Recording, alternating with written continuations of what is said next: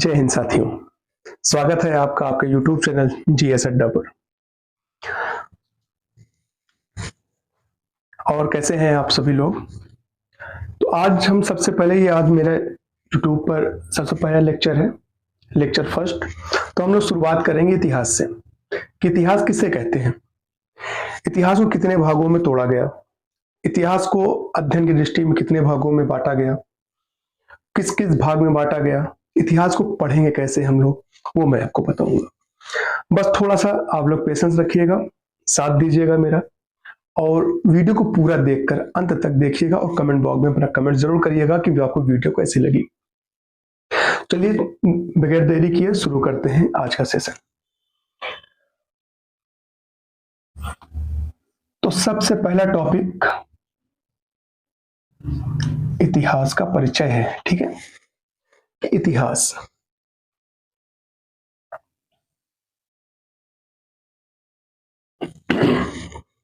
Sorry देखिए, जैसे कि मैंने ये लिखा इतिहास, ये किसी भी सब्जेक्ट को पढ़ने से पहले या किसी भी व्यक्ति को के बारे में जानने से पहले ये जानना जरूरी होता है कि वो है क्या, वो रहता कहाँ है, किसने उस व्यक्ति का नाम दिया, कोई कंट्री है उस कंट्री का नाम किसने दिया। इतिहास सबसे पहले इतिहास कहा किसने, तो मैं आपको इस छोटे से पॉइंट में बताता चलो। हेरोडोटस जो थे उन्होंने सबसे पहले इतिहास को उनको ही इतिहास का जनक कहा जाता है, ठीक है। और उन्होंने ही हिस्टोरिका नामक पुस्तक की रचना भी की है। तो इतिहास किसे कहते हैं, सबसे बड़ी बात यह है कि सॉरी इतिहास किसे कहते हैं ये हम लोग पहले नोट डाउन करते चलेंगे बगैर देरी किए पूरी बातें।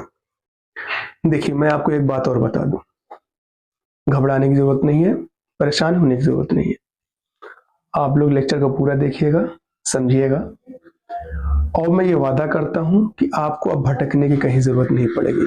आपको पूरे नोट्स यहीं से बन जाएंगे। जैसे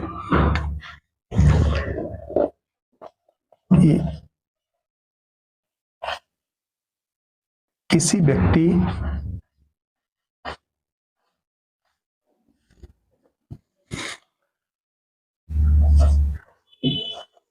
समाज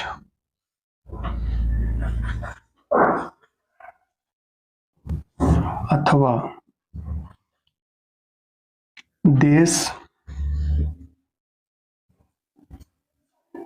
से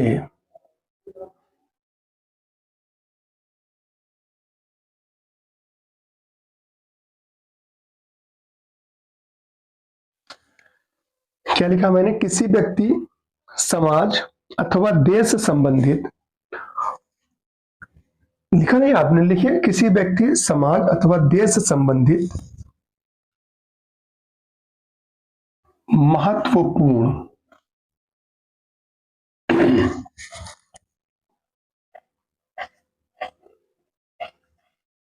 घटनाओं का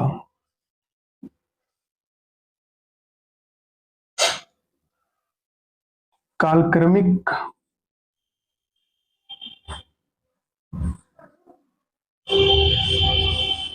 विवरण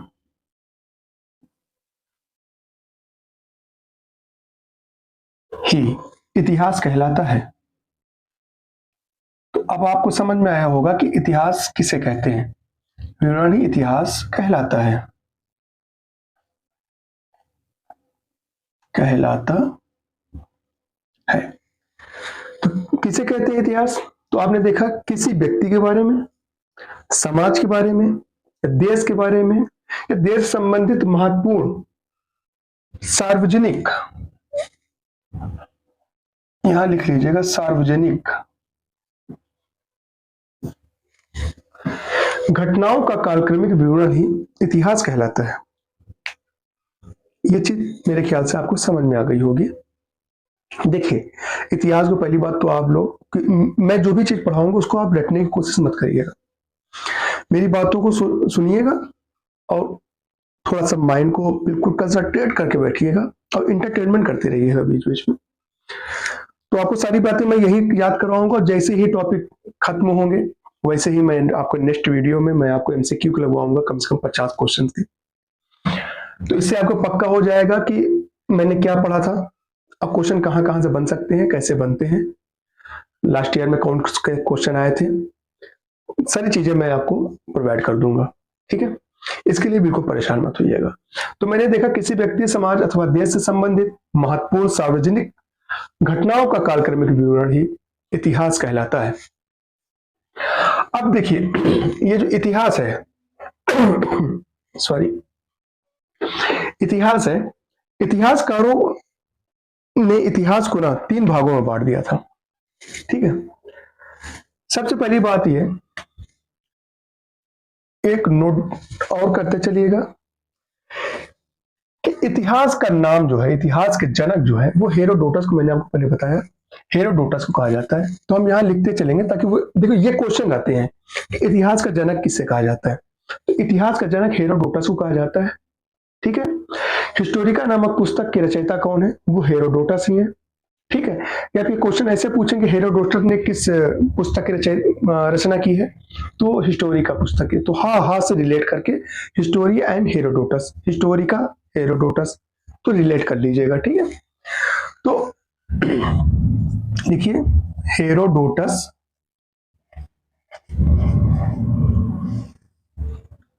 को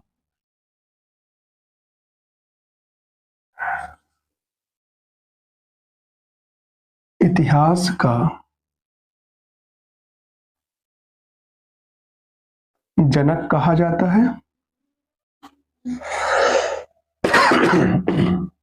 सॉरी, जनक कहा जाता है मतलब पिता कहा जाता है, जनक कहा जाता है। और हिस्टोरिका नामक पुस्तक की रचयिता, हिस्टोरिका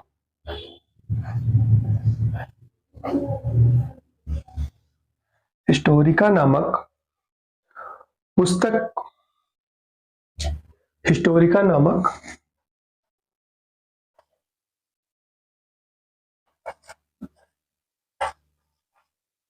पुस्तक की रचना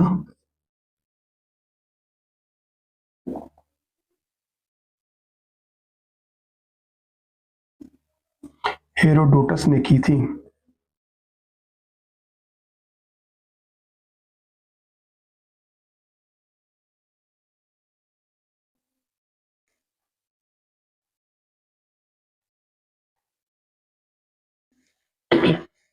इतनी बातें समझ में आ गई कि हेरोडोटस को इतिहास का जनक कहा जाता है और हिस्टोरिका नामक पुस्तक की रचना हेरोडोटस ने की थी। ठीक है, देखिए एक चीज और, एक थे और भारतीय पुरातत्व के पिता, किसको कहा, सर अलेक्जेंडर कनिंघम को कहा जाता है। चलते चलते यहीं पे नोट डाउन कर लें क्या मतलब आगे लिखे सबसे, तो इसे नोट डाउन कर लें आप एक अलग से पॉइंट करके कि सर अलेक्जेंडर कनिंघम को, सर अलेक्जेंडर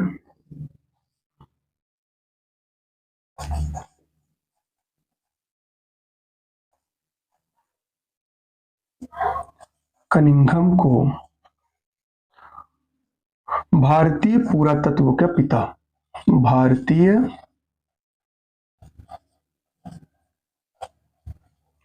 पुरातत्व के का पिता, सॉरी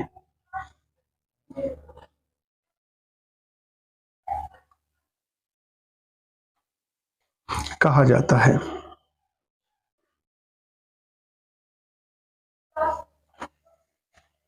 इतनी चीज आप लोग नोट कर लीजिए, बहुत ही इंपॉर्टेंट है ये क्वेश्चन, तो आते ही आते हैं एग्जाम में।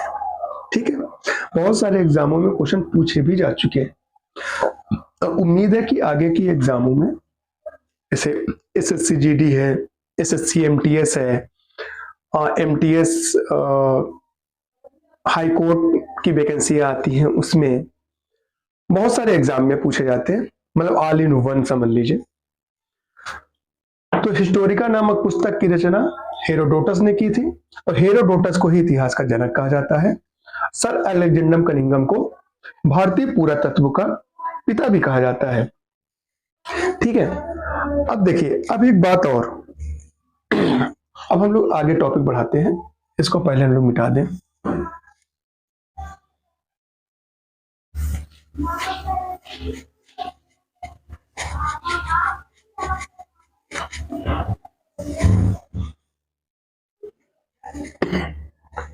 देखिए, इतिहास अध्ययन की दृष्टि से इतिहासकारों ने इतिहास को 3 भागों में बांटा। कितने भागों में बांटा? 3 भागों में। मेरी बातों को बहुत ध्यान से सुनिएगा, रटने की जरूरत ही नहीं पड़ेगी। मैं कोशिश करता हूँ कि रटने की जरूरत तो बिल्कुल नहीं पड़ेगी, ठीक है। तो इतिहास को इतिहासकारों ने अध्ययन की दृष्टि से इसको 3 भागों में बांटा। पहला भाग था प्रागैतिहासिक काल, एक ऐसा काल जिसमें मानव किसी लिपि से परिचित नहीं था, मतलब किसी लेखन कला से परिचित नहीं था।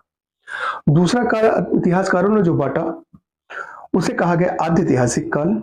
आद्य मतलब होता है अधूरा काल, जिसको किसी लिपि लेखन से परिचित तो था वहां का मानव, पर इतिहासकारों ने अभी तक उसको पढ़ नहीं पाए, इसलिए उसको अधूरा काल कहा गया, आद्य ऐतिहासिक काल को।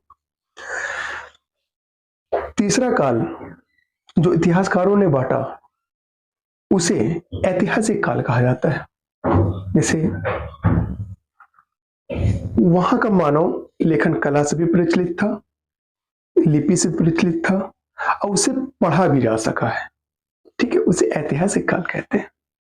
ठीक, तो चलिए हमने क्या देखा, इतिहासकारों ने इतिहास को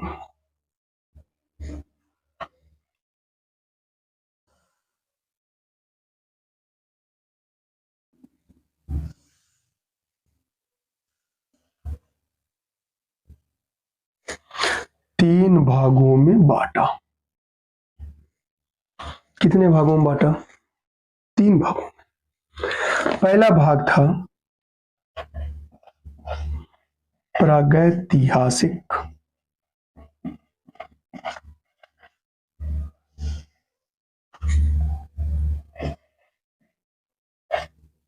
काल, दूसरा था आद्य ऐतिहासिक काल, जैसा कि मैंने आपको बताया अधूरा काल, जहां का मानव लिपि से परिचित था पर उसे अभी तक पढ़ा नहीं जा सका है।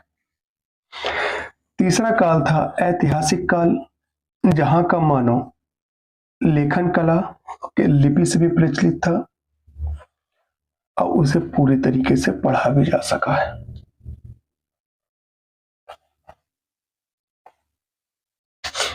ठीक है, ये समझिए प्रागैतिहासिक काल, आद्य ऐतिहासिक काल और ऐतिहासिक काल को। तो देखिए, सबसे पहले हम लोग क्या करेंगे, अक्सर ये होता है कि आप लोग जितने भी स्टूडेंट हैं वो तीनों को एक साथ में पढ़ना चाहते हैं, तो ऐसा नहीं है। तो सबसे पहले हम इसको पढ़ेंगे, प्रागैतिहासिक काल को। जब मेरा प्रागैतिहासिक काल पूरा कंप्लीट हो जाएगा तब हम आद्य ऐतिहासिक काल को पढ़ेंगे। जब ये कंप्लीट हो जाएगा तो हम ऐतिहासिक काल को पढ़ेंगे, और जब ये कंप्लीट होगा तो समझ लीजिए इतिहास खत्म। ठीक है, देखिए प्रागैतिहासिक काल को एक ऐसा काल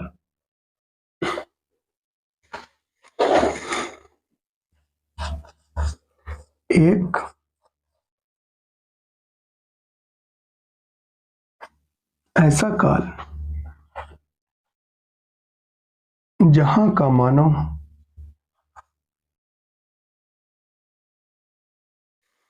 किसी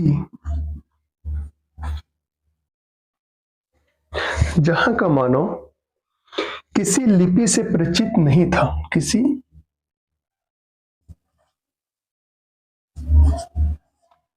लिपि से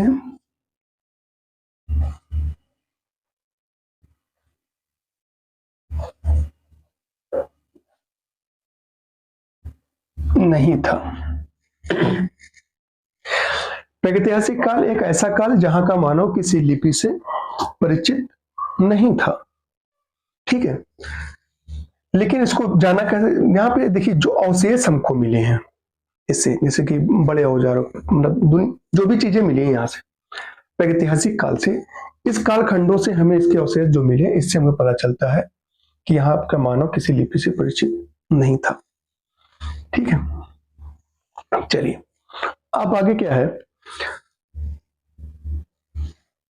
इस काल को, प्रागैतिहासिक काल को इतिहासकारों ने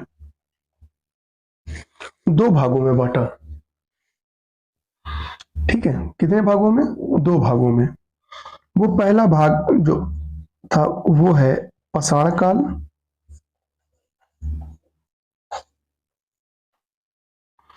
और दूसरा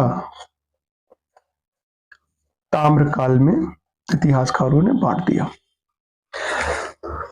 तो इतिहासकारों ने अध्ययन की दृष्टि से प्रागैतिहासिक काल को दो भागों में बांटा, पहला पाषाण काल, दूसरा ताम्र काल में। देखिए ताम्र काल का, पाषाण काल का मतलब यह होता है कि पत्थर का काल। ठीक है, पत्थर का काल। आगे चल के पाषाण काल को इतिहासकारों ने भी तीन भागों में फिर बांट दिया था। ताम्र काल का मतलब है कि तांबे की खोज की गई थी। ठीक है, तांबे की खोज हुई थी, इसलिए इसको ताम्र काल में बांटा गया। बहुत छोटा सा ही तो तुरंत हम लोग कर लेंगे, एक लाइन सिर्फ एक ही क्वेश्चन जाते हैं कि तांबे की खोज किस काल में हुई थी, तो ताम्र काल में, इतना याद रखिएगा। पाषाण काल को इतिहासकारों ने तीन भागों में बांटा। कितने भागों में बांटा? तीन भागों में। ठीक है, तो उससे पहले देखिए, सबसे पहले हम इसको मिटाएंगे, आप लोग लिख लीजिए, अलग से फिर लिख लीजिएगा। देखिए पाषाण काल, ये जो पाषाण काल था, भारत में सर्वप्रथम 1863 ईस्वी में रॉबर्ट ब्रूसफुट ने पाषाण कालीन सभ्यता की खोज की थी। ठीक है, तो रॉबर्ट ब्रूसफुट ने 1863 ईस्वी में सर्वप्रथम, भारत में सर्वप्रथम पाषाण कालीन सभ्यता की खोज की। तो ऐसे लिखे कि रॉबर्ट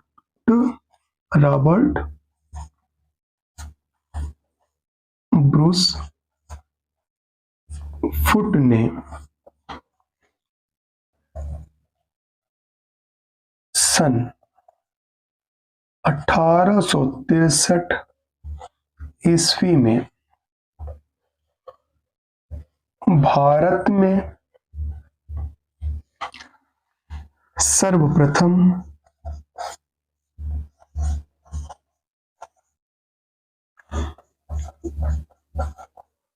पाषाणकालीन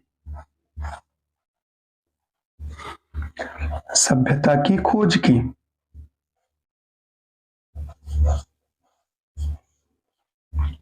ठीक है, तो रॉबर्ट ब्रूसफुट ने 1863 ईस्वी में भारत में सर्वप्रथम पाषाणकालीन सभ्यता की खोज की थी। ठीक है, अब इतिहासकारों ने अध्ययन की दृष्टि से पाषाण काल को तीन भागों में बांट दिया। तो इस काल को कितने भागों में बांट दिया? तीन भागों में बांट दिया। तो जो तीन भाग में बांटे गए, उस भाग का पहला भाग का नाम है, ऐसे लिख लीजिए, 1 2 3। पूरी नोट्स तैयार हो जाएगी मेरे दोस्त, परेशान मत होइए। ठीक है, आप अपने तरीके से सजा के लिख लीजिएगा, अगर यह सजावट अच्छी न लगे। तो पाषाण काल को जब इतिहासकारों ने तीन भागों में तोड़ा, तो पहला नाम जो निकल के आया बाहर, तो वो था पूरा पाषाण काल।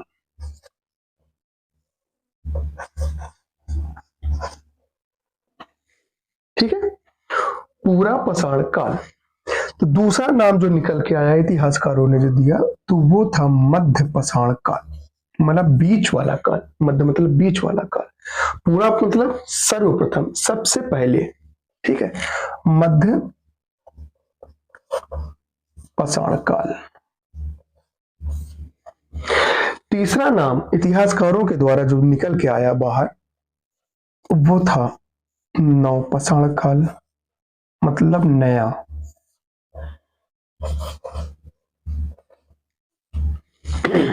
इतना आप पहले नोट डाउन कर लीजिए। नोट डाउन कर लें तो मैं फिर आगे आपको लिखाता हूं। मैं आपको बोलता चल रहा हूं तो आप एक बार रिपीट भी करते रहिएगा अपने से, जैसे मैं बोल रहा हूं वैसे आप लोग भी बोलते ताकि आपको याद होता रहे। इतिहासकारों ने अध्ययन की दृष्टि से इतिहास को 3 भागों में बांटा। पहला भाग था प्रागैतिहासिक काल, दूसरा था आद्यैतिहासिक काल, तीसरा था ऐतिहासिक काल। प्रागैतिहासिक काल वो काल जहां का मानव किसी लेखन लिपि से परिचित नहीं था, किसी लेखन लिपि से परिचित नहीं था, ठीक है। तो एक ऐसा काल जहां का मानव किसी लिपि से परिचित नहीं था, जो तो मैंने आपको लिखवा दिया।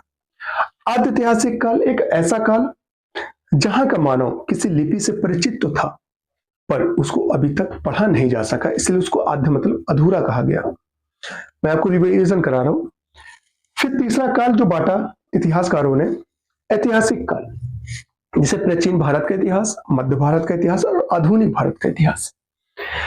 फिर इतिहासकारों ने प्रागैतिहासिक काल को 2 भागों में बांटा।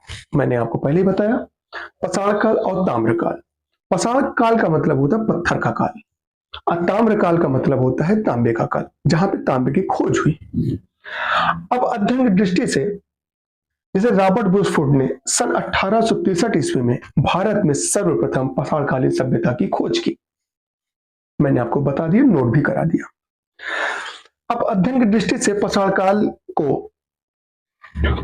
को इतिहासकारों ने 3 भागों में बांटा। पहला भाग था पूरा पाषाण काल, दूसरा था मध्य पाषाण काल और तीसरा था नव पाषाण काल। मैं पानी पी लूं।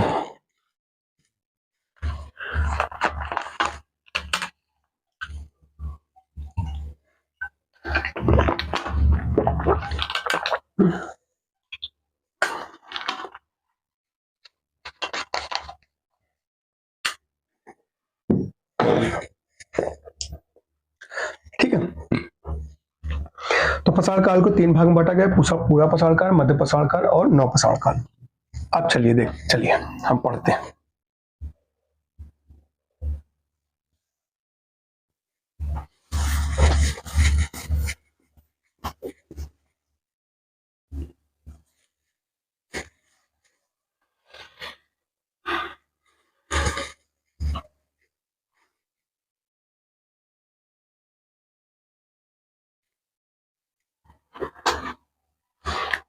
तो जो पहला काल था पाषाण काल का, वो क्या था?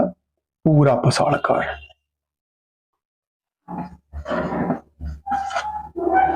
दोस्त, अगर आप लोग मेरे साथ लगे रहे तो ये मैं वादा करता हूं कि जो चीज पढ़ा रहा हूं तो आपको बहुत मतलब रटने की जरूरत पड़ेगी ही नहीं।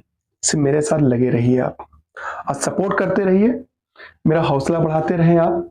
और कमेंट बॉक्स में कमेंट से जरूर करके जाइएगा कि मेरा ये क्लास कैसी लगी आपको, ताकि मेरा मनोबल बढ़े, मुझे पता चले कि मेरी कमियां क्या थी और आपको इस सेशन कैसा लगा। ठीक है, तो पूरा पाषाण काल देखिए, ये पूरा पाषाण काल जो था यह इतिहास का सबसे प्रारंभिक समय था। इस काल की अवधि अज्ञात है। स्टार्टिंग की अवधि अनंत कहा जाता है कि ये अनंत था, कुछ पता नहीं कि शुरुआत कब की है। ठीक है, और कुछ किताबों में लिखा है कि 20 लाख ईसा पूर्व से 3000 ईसा पूर्व है, और कुछ किताबों में ये है कि ये अज्ञात है, स्टार्टिंग का समय नहीं पता। कुछ किताबों में लास्ट का जो है 9000 ईसा पूर्व दी गई है। तो हम लोग ऐसे लिखेंगे इसको, यह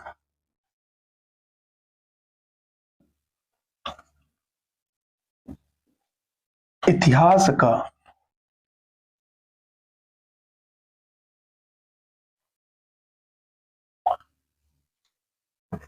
प्रारंभिक समय था।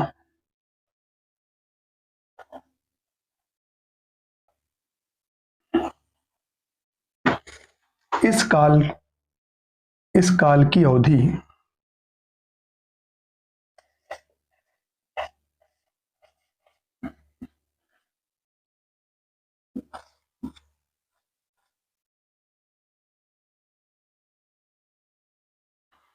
लिख लीजिएगा 20 लाख से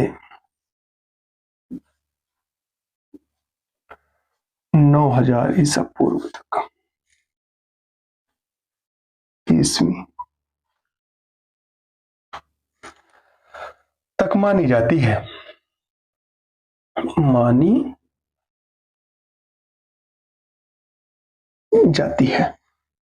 ठीक है, तो यह इतिहास का प्रारंभिक समय था।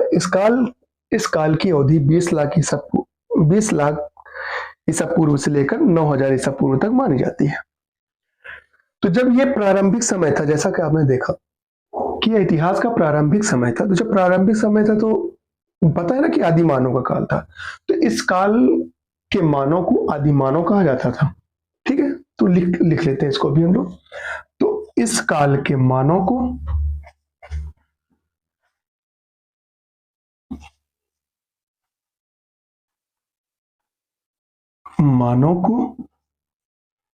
आदि मानव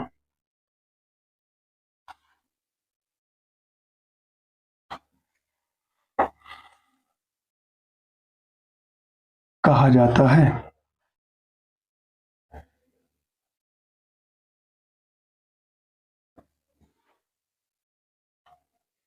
कहा जाता है।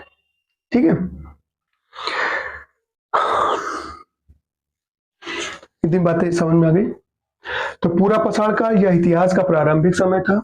इस काल की अवधि 20 लाख ईसा पूर्व से लेकर 9000 ईसा पूर्व तक मानी जाती है, और इसी काल के मानव को आदि मानव कहा जाता था।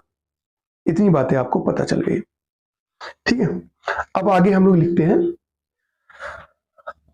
स्टार करके लिखिएगा, एक मतलब पॉइंट लिख के चलेंगे जो आपके एग्जाम में डायरेक्ट क्वेश्चन पूछ लिए जाते हैं। अब पहले मैं आपको बता दूं, पूरा पाषाण काल का मानव ऐसा था कि इनका जीवन जो न था वो स्थिर ना होकर अस्थिर था। उसका रीजन था कि जिस जंगलों में जहां पे रहते थे वहां के शिकार जब किया करते थे तो जानवर डर के उस स्थान को छोड़कर दूसरे स्थान पे चले जाते थे। तो उस जानवर की खोज में, उस जानवर के शिकार करने के लिए आदि मानव उस स्थान को छोड़ के उसके पीछे दूसरे स्थान पे जाते थे, और जहां उनको शिकार मिलता था वो शिकार करते थे, रात होती थी वहीं सो जाते थे, फिर दूसरी जगह जाते थे। ऐसे करते करते इसका मतलब यही हुआ कि उनका जीवन स्थिर न होकर अस्थिर था। ये बात आपको समझ में आ गई होगी मेरे ख्याल से। ठीक है, नहीं समझ में आ गई तो फिर से बता दूं कि शिकार की खोज के खातिर आदि मानव दर बदर भटकता रहता था, इसीलिए इसका जीवन स्थिर न होकर अस्थिर था। ठीक है, शिकार के लिए आदि मानव पत्थर के बड़े बड़े औजारों का इस्तेमाल किया करता था, और पूरा पाषाण काल के मानव ने ही इसकी सबसे बड़ी उपलब्धि आग की खोज थी। इसी काल में जो है आग की खोज की गई थी। इस काल की सबसे बड़ी उपलब्धि आग की खोज है। ठीक है, और इसी काल के मानव ने भीमबेटका की गुफा में चित्रकारी करना प्रारंभ किया था। अब भीमबेटका गुफा कहां पर स्थित है मैं आपको बता दूं, वो मध्य प्रदेश में। ठीक है, इतनी बातें मैं लिखूंगा, अब आप लोग सुन नोट करेंगे, एक बार रिवीजन कर लीजिएगा, वरना जैसे मैं बोल रहा हूं वैसे अगर आप लोग बोलते चले, दोहराते चलिए और समझते रहिए बिल्कुल पेशेंस के साथ, तो सारी चीजें आपको यही याद हो जाएगी। ठीक है, याद करने की भी जरूरत नहीं पड़ेगी। तो जैसे हमने देखा कि इस काल का मानव, इस काल के मानव का जीवन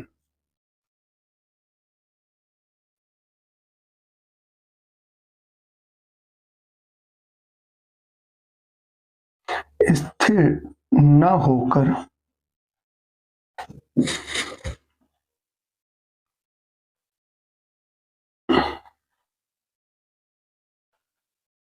अस्थिर था।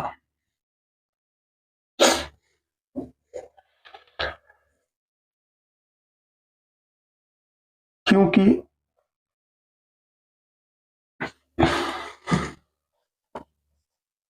यह शिकार की तलाश में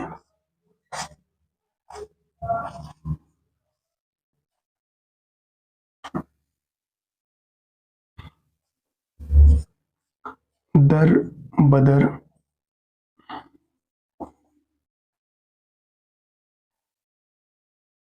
भटकता रहता था।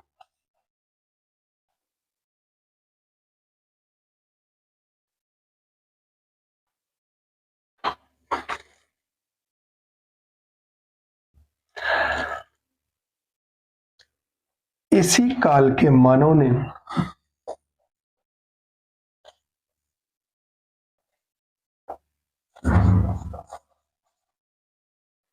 पत्थर के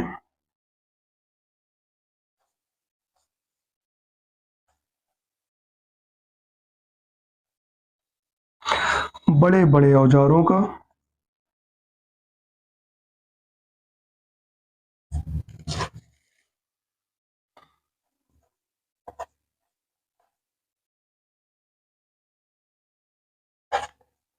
इस्तेमाल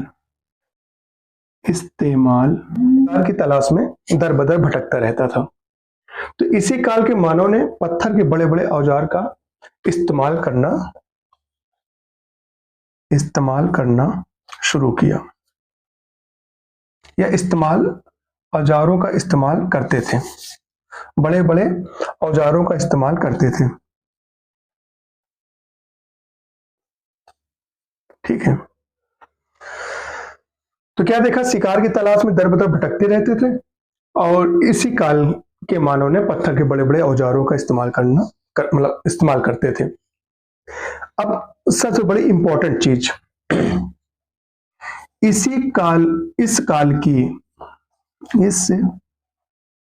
काल की सबसे बड़ी उपलब्धि, जैसा मैंने आपको लिखाने से पहले बताया कि आग की खोज, तो आग की खोज जो थी ना, वो पूरा पाषाण काल की सबसे बड़ी उपलब्धि थी आदिमानव की। तो इस काल की सबसे बड़ी उपलब्धि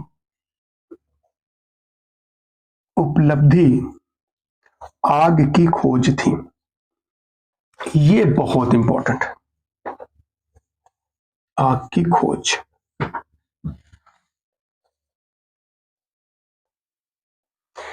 ये पॉइंट जो है ना, ये बहुत ही वेरी वेरी इंपॉर्टेंट पॉइंट है, ये वेरी इंपॉर्टेंट पॉइंट। ठीक है, ये पॉइंट जो है आपका बहुत ही इंपॉर्टेंट पॉइंट है, इसको जरूर याद रखिएगा। देखिए, याद करने का सबसे अच्छा तरीका, पूरा पाषाण काल या इतिहास का प्रारंभिक समय था। जब प्रारंभिक समय था तो बड़े बड़े औजारों का, पत्थरों का औजार का इस्तेमाल करना आदिमानव का काम था।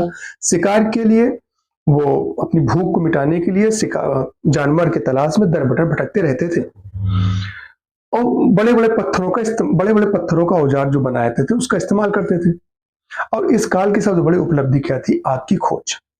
अच्छा, एक चीज और इसमें याद रखने वाली बात यह है कि इस काल के मानव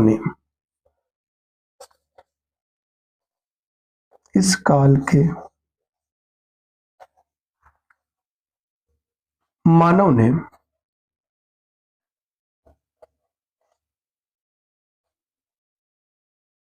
सर्वप्रथम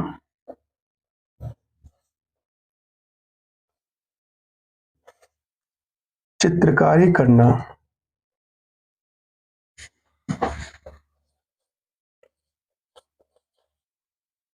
प्रारंभ किया। ठीक है, जिसका साक्ष्य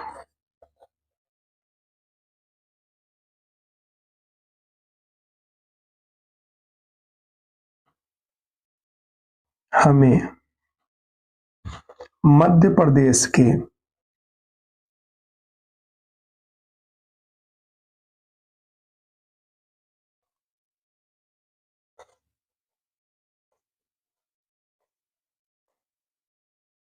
भीमबेटका, मध्य प्रदेश के भीमबेटका की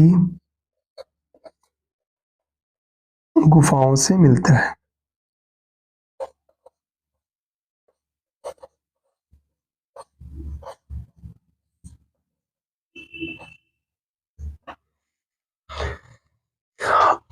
दोस्तों, अब मेरी बात समझे आप, ये जितनी भी पॉइंट लिखाए गए हैं, ये जितनी भी चीजें मैंने आपको लिखाई है, किसी भी ईयर्स की आप प्रीवियस क्वेश्चन आप उठा लीजिए, 10 साल पुराना, 15 साल पुराना, तो आप इसमें से कोई ना कोई एक न एक क्वेश्चन जरूर ही मिलेंगे। इतना इंपॉर्टेंट है ना ये। आग की खोज, जीवन अस्थिर था, चित्रकारी करना प्रारंभ किया, कहाँ पे मिला? भीमबेटका गुफा में। भीमबेटका गुफा कहाँ स्थित है? मध्य प्रदेश में। किस काल का मानव का जीवन अस्थिर था? तो पूरा पाषाण काल का। किस काल के मानव को आदि मानव कहा जाता है? तो पूरा पाषाण काल के मानव को आदि मानव कहा जाता है। तो किस काल के मानव का जीवन अस्थिर था? तो पूरा पाषाण काल के मानव का जीवन अस्थिर था। किस काल में आग की खोज हुई? तो पूरा पाषाण काल में आग की खोज हुई। किस काल के मानव ने पत्थर के बड़े बड़े औजारों का इस्तेमाल करना शुरू किया? वो पूरा पाषाण काल के मानव ने पत्थर के बड़े बड़े औजारों का इस्तेमाल करना शुरू किया। किस काल के मानव ने सर्वप्रथम चित्रकारी करना शुरू किया? तो वो पूरा पाषाण काल के है। चित्रकारी का साक्ष्य सबसे पहले कहां पे मिलता है? तो मैंने आपको बताया भीमबेटका गुफाओं में। क्वेश्चन ये बनेगा कि भीमबेटका गुफा कहां स्थित है? तो वो मध्य प्रदेश में। ठीक है, इतनी बातें आपको याद रखनी है। तो उम्मीद करता हूं कि क्लास आपको बहुत बहुत बहुत अच्छी लगी होगी। मैंने अपना 100% दिया। आपको क्लास जैसी भी लगी हो, अच्छी लगी है, तो कोशिश करता हूं अच्छी लगी होगी। और अच्छी लगी तो प्लीज कमेंट करके मुझे बताएं कि आपको क्लास कैसी लगी।